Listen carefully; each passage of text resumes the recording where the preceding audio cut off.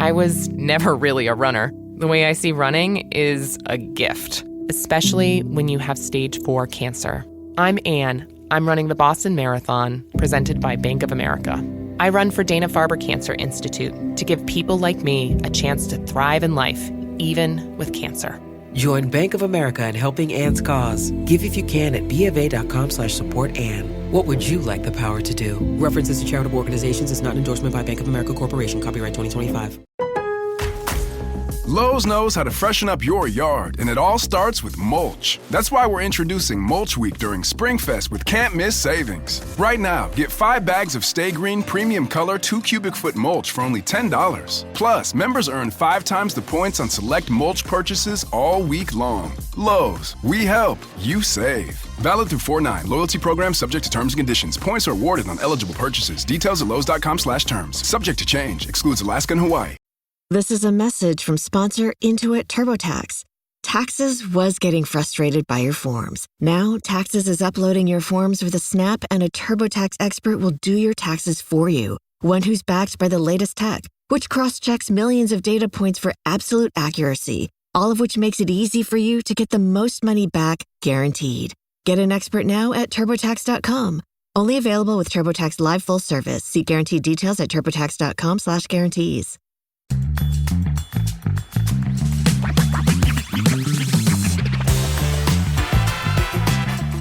Hey everyone, welcome to this edition of Spin Shuffle Skip on the There Can Only Be One podcast channel, a proud member of the Pantheon Podcast Network. It's another good day at the office because Lyle Robichaud is back in the chair, which can mean one of two things. A, we're going to get into some deep music discussions, and B, we're probably also going to get into some deep WWE discussions because we're talking about WWE Wreckless Intent. So Lyle, welcome back to the show. I feel like you've kind of moved in, and I'm totally fine with that. I absolutely love being your Rick Pawn Stars expert for wrestling. I absolutely love this role that I have found myself in. Well, you say that, but I know you're going to enjoy this CD. So Wreckless Intent, this is another WWE disc that we're deep diving into. As these discs progress into the more modern era of WWE, have you felt that the music has changed that much? Yes, because it went from simple instrumentals made by Jim Johnson specifically to a lot, especially the time that this CD came out, when Wreckless Intent came out around the early 2000s, more actual artists lending their voice to the WWE superstars' entrance themes. Jim Johnson's still kind of there at this point, and they haven't sunk into the lows they are now with Def Rebel, which we will talk about at some point, I'm sure, with the newer stuff. But I think this is actually one of the golden eras for theme songs. The early 2000s was full of really good artists of the time making entrance themes. This almost feels like the progression of like the music in EA Sports, like especially the NHL games. The NHL games have had a fantastic soundtrack. As the game has grown, I'm still ticked that I can't get EA NHL for PC. It's incredible. And NHL had one of the best soundtracks. I'm actually seeing Jimmy Eat World very soon. And honestly, it's just because of Give Me the Sweetness. Oh, the best menu theme they've ever had. I don't know. I mean, you've also got Gel from Collective Soul in there. And Red Flag from Billy Talent, like one of the OG original best NHL theme songs. I smell an NHL episode coming up eventually soon. All right, but this week we're talking about WWE Wreckless Intent. The album was released May 23rd, 2009, featuring rap, rock, and metal artists doing versions of wrestler theme songs. You have to look at some of the artists on this disc, and it's basically a who's who of hard rock in 2009. Just a sampling here. Saliva, Theory of a Dead Man, Shadows Fall, Zebrahead, Killswitch Engage, POD, and of course the mighty Motorhead. The album peaked at number 8 on the Billboard 200, and that's the thing, WWE albums sold well. Usually do. They always usually did. All from Pile Driver all the way up to when they switched to streaming, and now usually just put out singles. You'll see somebody debut a couple 2-3 weeks later, Their new theme song will be on Spotify. So they've kind of done away with the albums, unfortunately, which sucks because you don't get this crossover anymore. You know what? This just crossed my mind as I'm going through this, because there are some, for lack of a better word, lesser known artists on this disc as well, which we've discussed, when dealing with soundtracks. Some of those lesser known artists put in some of the best songs. I don't know why WWE never organized some kind of, for lack of a better term, like American Idol type tour with some of these bands that would support each other and also sell the album at the same time. It's funny because there was a time, this is a bit of a deep dive fact, but there was a time where they had concerts after Monday Night Raw. Monday Night Raw would do their live broadcast, and then after Raw was over, a band would come out and do an hour set. They never used any of the people that usually did the theme songs. For the most part, it was bands that the wrestlers were in. So they already had the ability to do this, and they had the tour riders, and they had like kind of the set rigged up to accommodate concerts. So I don't want to hear Fozzy for an hour after Raw. I'm sorry, Chris Jericho, your band's pretty good. But if you told me that Monday Night Raw was coming to Toronto, and then after that we got an hour-long Saliva concert, I would be so there. Or even just kind of like something parallel. So like on like a Raw weekend or something like that, maybe the Saturday before, at some club in that city, you get a bunch of the bands that are on that city. I'm just spitballing. Triple H, if you're listening, sense. I'm spitballing here. Especially because the way they do things now, when they go to a city for one of their big events, they take over for the whole weekend. Usually SmackDown is on the Friday. You have the PLE on Saturday or Sunday, an NXT PLE on the whatever day the main roster one isn't, and then sometimes the Monday Night Raw all in the same city. So your idea is great. It works with their current kind of way of doing the tour schedule. Well, even on something like a WrestleMania weekend, get some of those bands, with wrestlers in it at the clubs. I don't know if the Luchagors are still gigging, but you know what? Get them out there. Get some of these artists. I didn't realize that Maria had a 4-song EP out there as well. Yep. So Lillian Garcia as well, the ring announcer, has a full album out. Yeah, get those bands out there. But here's what we're going to do with this disc. We're going to pick 3 songs each: a spin, a shuffle, and a skip. The spin is clearly your heavyweight champion. Your shuffle is the Intercontinental champion. And your skip, it's the TV champion. So Lyle, your spin pick from WWE Wreckless Intent. This was difficult. This was very difficult. So I had to give it to basically the obvious choice. It has to be King of Kings by Motorhead, because it's Motorhead. Motorhead can't be on a disc and me not pick it as the spin, even if there is 2 or 3 other ones that were very, very close. Honestly, I always thought that King of Kings was the superior Triple H song over the game. He used this mostly during his authority run, when he was the heel authority figure for the entire company before he became this beloved god that he is now taking over in actuality instead of just being on the TV character. I always thought King of Kings was a superior song. I think it's actually one of the better Motorhead songs out there as well. This, Line in the Sand, The Game, they're all good, but King of Kings on this album has to be the spin. That's a strong take on the Motorhead discography, because I already know there are a few albums from the Motorhead discography that are going to give me fits and pains when the day that there can only be one Motorhead episode.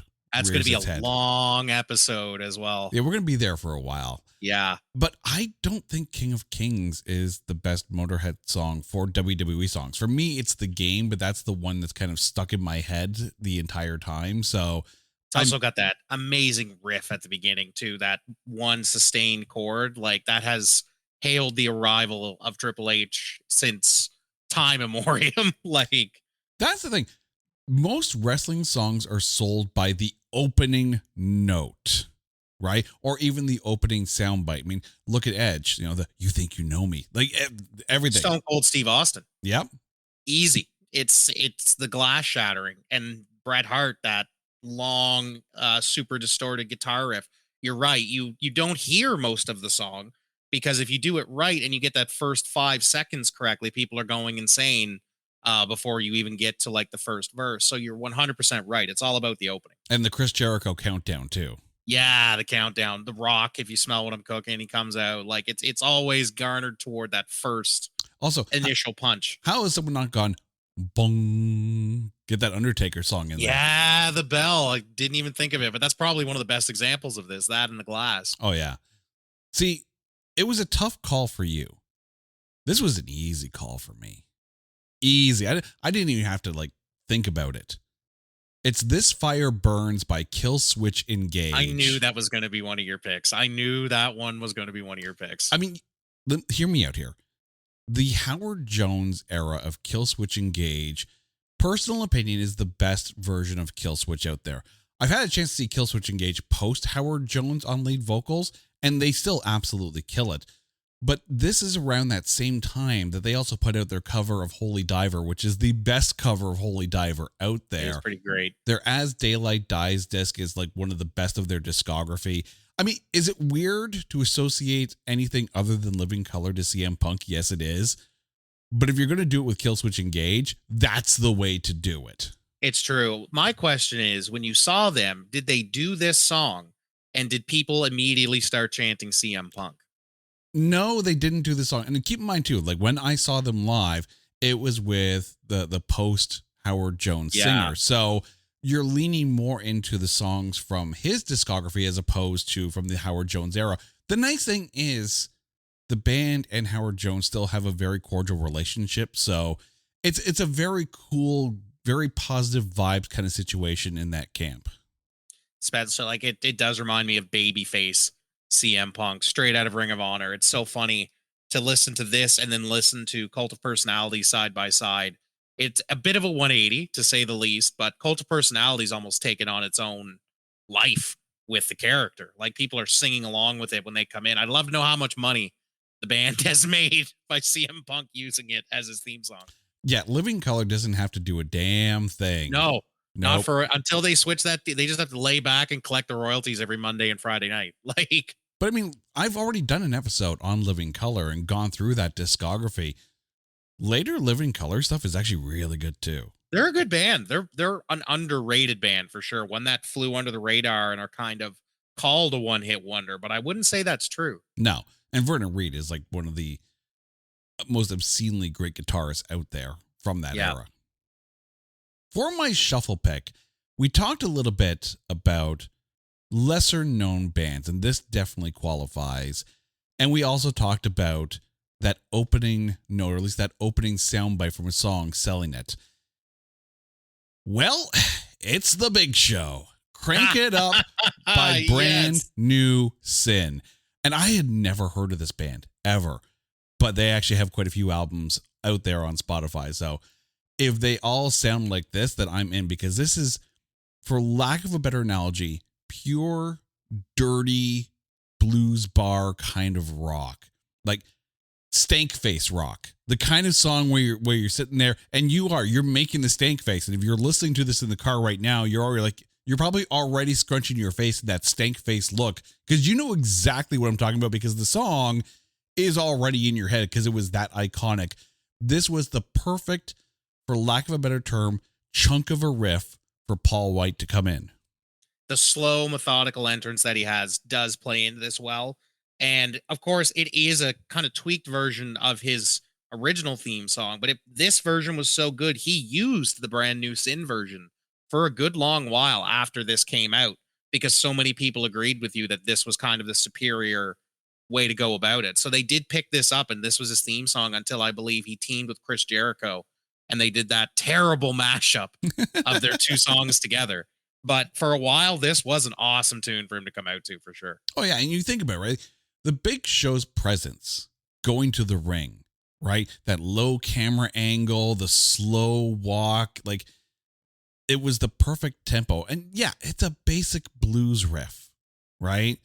Root up to the 4, back down to the root, up to the fifth. Like, you don't need to do anything. We kind of joked about this with the Steve Miller Band. You don't need to rewrite the blues. It does the work itself. AC/DC. Oh, yeah. 4 or 5 chords. One of the biggest bands of all time. It doesn't need to be complicated. It just has to work. That's why I was always shocked when I did the AC/DC episode and Two's Up came on, and I'm like, holy crap, they wrote something in a minor key. Crazy, right? I know. When they do it, it almost takes you off guard. It's like, what is this? You learned a new chord. What? Or they didn't tune, one of the two. Yeah, they were just lazy that day. All right, over to you, Lyle, for your shuffle pick. My shuffle pick is honestly probably one of my top 10 theme songs. This is a hot take for anybody that likes Randy Orton because Voices has taken on a life of its own as well. So many people love that song. It's great for his new character. I've seen him several times live and have sang along with it as he came out. But Burnin' My Light by Mercy Drive, I loved his original theme song because it conjured up that version of like this cocky, arrogant, slow. Well, he does the big pose with his arms and everything. This was perfect at the time for that version of Randy Orton. And this song is just amazing. I can picture the entrance in my head with like the sparkler wall behind him. It's perfect. This was almost my spin, but I had to give the edge to Motorhead, so that's the only reason it fell down to the shuffle position. Yeah, this was actually in the shuffle spot for me for a little bit, but it's the Big Show, man. It has to be the Big Show, right? But I mean, is it weird that it's not even my favorite Randy Orton theme song? Which one's your favorite? It's actually Get Through This by The Art of Dying. Oh my God, that is a throwback. It is, but that song, it made me want to deep dive The Art of Dying because it was so good. That was one of his originals, I believe, wasn't it? In his first little while coming out with no character, basically, before he was the Legend Killer. Yeah, but let's be honest, that song gave his entrance so much character that he didn't need to have anything added to it. It's true. Every song, he's one of the few that never had a bad theme song. No. Most of them at least get one that's but Randy Orton has always consistently been on point with the theme songs. Yeah, no, he's lucked out with some great tracks to come into. But yeah, no, like it is a really, really good song, and it's hard to get out of your head. But again, very similar to Motorhead, I look at King of Kings as from a personal standpoint, the inferior entrance song for Triple H in comparison to the game. Here, Randy Orton, again, personal opinion, his best entrance song was from The Art of Dying. So it was hard to pick that over this, and especially too when you get chunky blues rock. Yeah, when you get the Big Show in there, it's right. Like all of this, there's not a lot of misses on this album. Cover to cover, it's actually pretty good. There's only like 2 songs on here where I'm like, not really. I even like the Maria one. The Here She Comes Again. Like, that's a good song. Yeah. I mean, like it is one of those albums that they really dived into because it's a mix of genres too. So they dived into what was popular, what was there. And I mean, like you could actually see, I mean, Motorhead is timeless. They're absolutely timeless, right?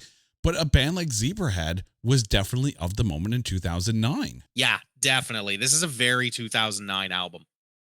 I mean, well, why couldn't Maria do her own song? She's got the EP. That's actually a good question. I believe she did when she went to TNA. See, there you go. Maria, promote your own damn stuff. There you go. You got to get out there and do the hustle. All right, you mentioned there are 1 or 2 songs on this disc that maybe didn't hit. Perfect time to bring this up. What's your skip pick? Oh, it's got to be Hard Hittin', Coach's theme song by Homeboy. There's a better rap song on this album. There's 2 better rap songs on this album, actually. 3-6 Mafia and Booyaka 619. POD's kind of rap, I suppose.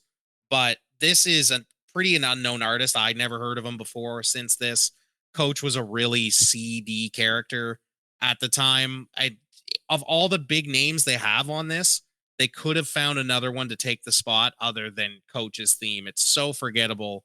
I had to listen to it. I had to go back and listen to it 2 or 3 times because the first time I was like, okay, this is definitely my skip. But then I was like, what was it again? Like it's just forgettable in a pile of ones that are most definitely not. Yeah, I will agree that obviously 3-6 Mafia was Somebody's Gonna Get It and POD with Booyaka 619. Those are killer tracks. Yeah. And I'm with you on this one. Hard Hittin' was on my list for my skip.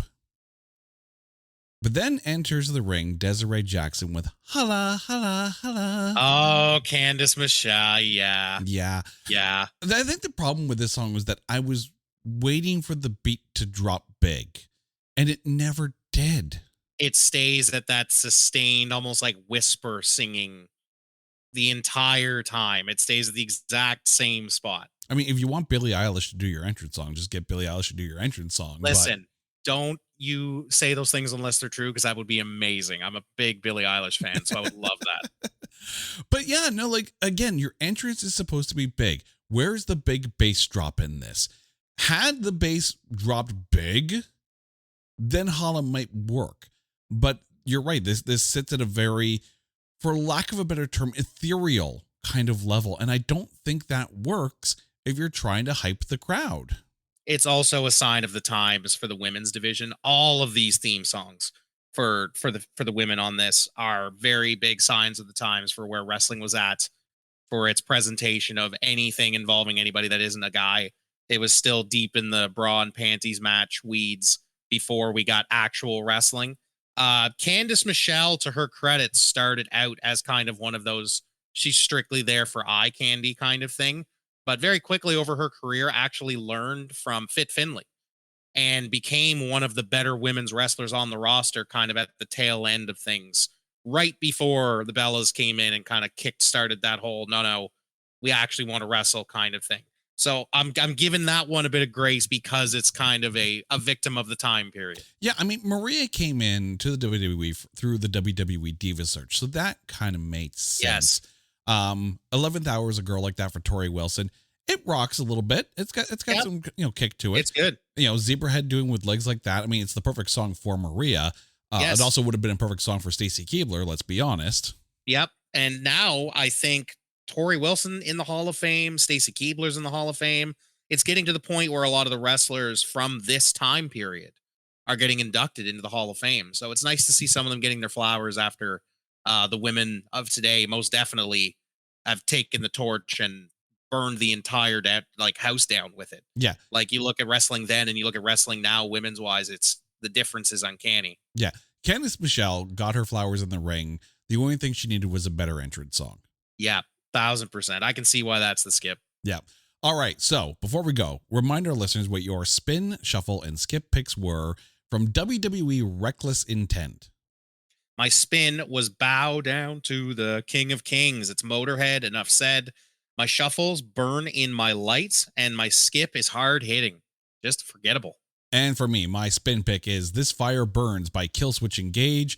My shuffle is World. It's the big show. And now it's stuck in your head, and I'm not sorry. Crank It Up by Brand New Sin.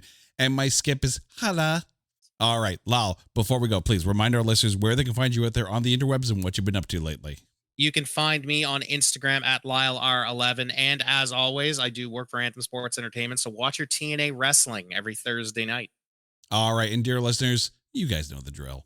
If there is an album that you want us to cover on Spin, Shuffle, Skip, or an artist that you want us to cover on There Can Only Be One, hit us up on social media at OnlyOneCast or go to our website at NotThatBadCast.com. And while you're there, check out our merch section, because if you want to support the show, that's a great way to do it. Until next time, he's Lyle, I'm Jay. You guys are awesome. This is Spin, Shuffle, Skip on the There Can Only Be One podcast channel. Take care.